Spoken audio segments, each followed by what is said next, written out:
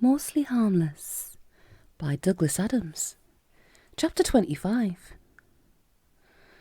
"Just here, number 42, shouted Ford Prefect to the taxi driver. "Right here." The taxi lurched to a halt, and Ford and Arthur jumped out. They had stopped at quite a number of cash dispensers on the way, and Ford chucked a fistful of money through the window at the driver. The entrance to the club was dark, smart and severe. Only the smallest little plaque bore its name. Members knew where it was, and if you weren't a member, then knowing where it was wasn't of any help to you. Ford Prefect was not a member of Stavros's, though he had once been Stavros's other club in New York. He had a very simple method of dealing with establishments of which he was not a member. He simply swept in as soon as the door was opened, pointed back at Arthur and said, "It's okay, he's with me." He bounded down the dark, glossy stairs, feeling very fruity in his new shoes. They were suede and they were blue, and he was very pleased that in spite of everything else going on, he'd been sharp-eyed enough to spot them in a shop window from the back of a speeding taxi. "I thought I told you not to come here." "What?" said Ford. A thin, ill-looking man wearing something baggy and Italian was walking up the stairs past them, lighting a cigarette, and had stopped suddenly. "Not you," he said. "Him." He looked straight at Arthur, then seemed to become a little confused. "Excuse me," he said. "I think I must have mistaken you for someone else." He started on up the stairs again, and almost immediately turned round once more. Even more puzzled, he stared at Arthur. "Now what?" said Ford. "What did you say?" "I said, now what?" repeated Ford irritably. "Yes, I think so," said the man, and swayed slightly, and dropped the book of matches he'd been carrying. His mouth moved weakly, then he put his hand to his forehead. "Excuse me," he said. "I'm trying desperately to remember which drug I've just taken, but it must be one of those new ones, which means you can't remember."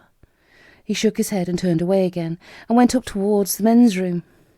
"Come on," said Ford. He hurried on downstairs, with Arthur following nervously in his wake. The encounter had shaken him badly, and he didn't know why. He didn't like places like this. For all the dreams of earth and home he had had for years, he now badly missed his hut on Lamuella with his knives and his sandwiches. He even missed old Thrashbark. "Arthur!" It was the most astounding effect. His name was being shouted in stereo. He twisted to look one way. Up the stairs behind him he saw Trillian hurrying down towards him in her wonderfully rumpled rimplon. She was looking suddenly aghast. He twisted the other way to see what she was looking suddenly aghast at. At the bottom of the stairs was Trillian wearing... No, this was Tricia. Tricia that he'd just seen, hysterical with confusion, on television. And behind her was Random, looking more wild-eyed than ever. Behind her, in the recesses of the smart, dimly lit club, the other clientele of the evening formed a frozen tableau, staring anxiously up at the confrontation on the stairs. For a few seconds everyone stood stock still. Only the music from behind the bar didn't know how to stop throbbing. "The gun she's holding," said Ford quietly, nodding slightly towards Random, "is a Wabnutter 3. It wasn't a ship she stole from me. It's quite dangerous, in fact. Just don't move for a moment.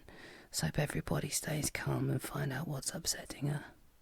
"Where do I fit?" screamed Random suddenly. The hand holding the gun was trembling fiercely. Her other hand delved into her pocket and pulled out the remains of Arthur's watch. She shook it at them. "I thought I would fit in here," she cried, "on the world that made me, but it turns out that even my mother doesn't know who I am." She flung the watch violently aside, and it smashed into the glasses behind the bar, scattering its innards. Everyone was very quiet for a moment or two longer. "Random," said Trillian quietly from up on the stairs. "Shut up!" shouted Random. "You abandoned me." "Random, it's very important that you listen to me and understand," persisted Trillian quietly. "There isn't very much time. We must leave. We must all leave." "What are you talking about? We're always leaving." She had both hands on the gun now, and both were shaking. There was no one in particular she was pointing it at. She's just pointing at the world in general. "Listen," said Trillian again. "I left you because I went to cover a war for the network. It was extremely dangerous. At least, I thought it was going to be. I arrived and the war had suddenly ceased to happen. There was a time anomaly and... Listen, please listen. A reconnaissance battleship had failed to turn up. The rest of the fleet was scattered in some farcical disarray. It's happening all the time now. I don't care! I don't want to hear about your bloody job, shouted Random. I want a home! I want to fit somewhere! This is not your home, said Trillian, still keeping her voice calm. You don't have one. We none of us have one. Hardly anybody has one anymore. The missing ship I was just talking about. Those people of that ship don't have a home. They don't know where they are from, and they don't even have any memory of who they are or what they are for. They are very lost and very confused and very frightened. They are here in this solar system, and they are about to do something very misguided, because they are so lost and confused. We must leave now. I can't tell you where there is to go to. Perhaps there isn't anywhere. But here is not the place to be. Please, one more time. Can we go? Random was waving in panic and confusion. It's all right, said Arthur gently. If I'm here, we're safe. Don't ask me to explain just now. But I am safe, so you are safe, okay? What are you saying? Said Trillian. Let's all just relax, said Arthur. He was feeling very tranquil. His life was charmed, and none of this seemed real. Slowly, gradually, Random began to relax, and to let the gun down, inch by inch. Two things happened simultaneously. The door to the men's room at the top of the stairs opened, and the man who had accosted Arthur came out sniffing. Startled at the sudden movement, Random lifted the gun again just as the man was standing behind her made a grab for it. Arthur threw himself forward. There was a deafening explosion. He fell awkwardly as Trillian threw herself down over him. The noise died away. Arthur looked up to see the man at the top of the stairs gazing down at him with a look of utter stupefaction. You, he said. Then slowly, horribly, he fell apart.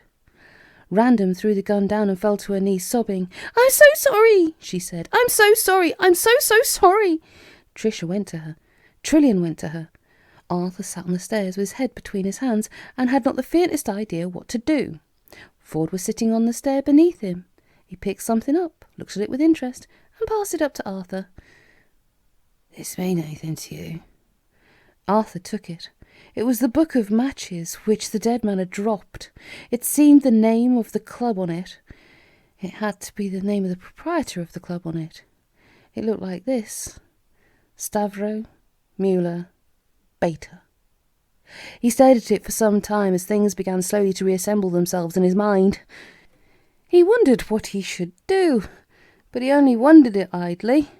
Around him people were beginning to rush and shout a lot, but it was suddenly very clear to him that there was nothing to be done, not now or ever.